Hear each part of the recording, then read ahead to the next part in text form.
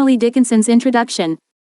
Emily Dickinson (1830–1886) was an American poet known for her distinctive style and exploration of themes such as death, nature, and spirituality. Despite living a largely reclusive life, Dickinson wrote over 1,800 poems, the majority of which were published after her death. Her poetry is characterized by its brevity, unconventional punctuation and capitalization, and vivid imagery.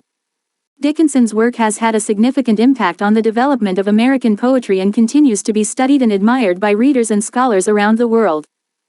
Poem: Because I Could Not Stop for Death. Context: Because I Could Not Stop for Death is a poem by Emily Dickinson that was first published posthumously in 1890. The poem reflects Dickinson's fascination with death and her interest in exploring the mysteries of human existence. The poem is written in the first person and describes a journey taken by the speaker with death as a companion. The journey is depicted as a slow and peaceful ride in a carriage, during which the speaker passes through different stages of life, such as childhood, maturity, and the moment of death.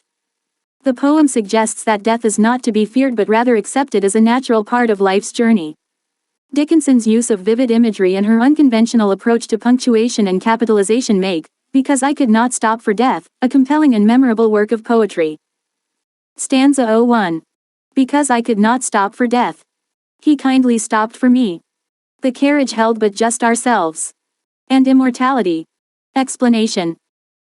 The opening stanza of Emily Dickinson's Because I Could Not Stop for Death sets the tone for the rest of the poem and introduces the central metaphor of the poem, death as a companion.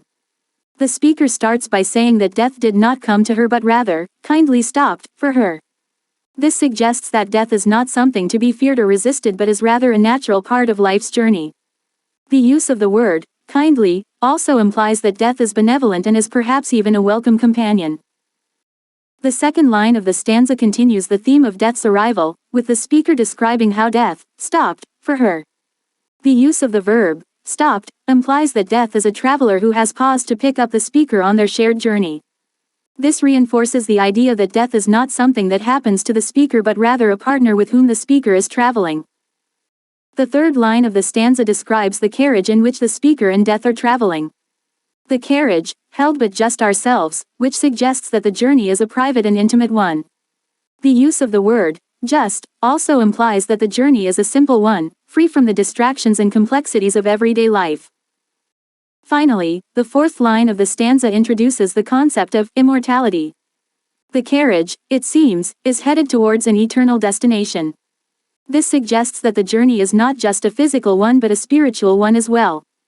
The mention of immortality also implies that the speaker is not just traveling with death but with a force that transcends death and the limitations of the physical world. Stanza 02. We slowly drove, he knew no haste. And I had put away my labor and my leisure too, for his civility.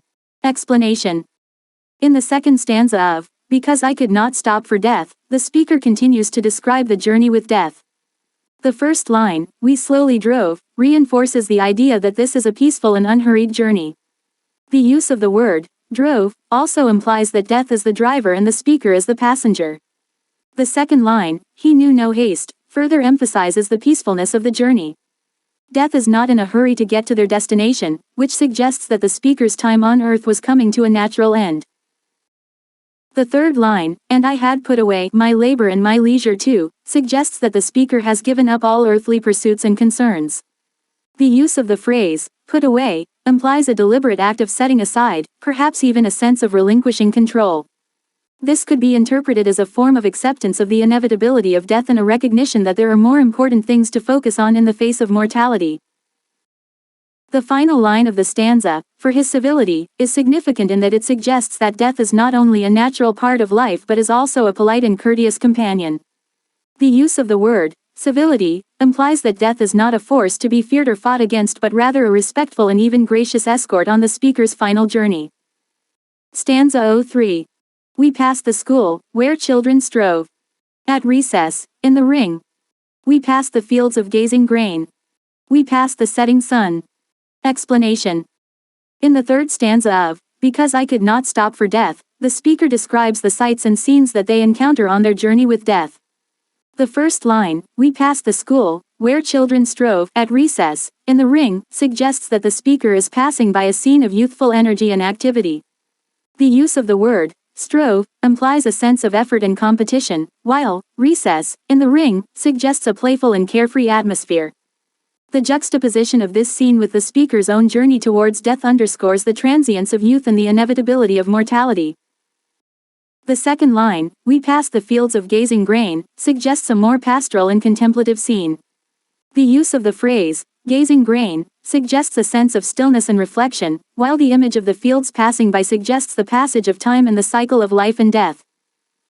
The third line, "We pass the setting sun," further reinforces the idea of the passing of time and the inevitability of death. The setting sun is a common symbol for the end of life or the approach of death, and its appearance here underscores the central theme.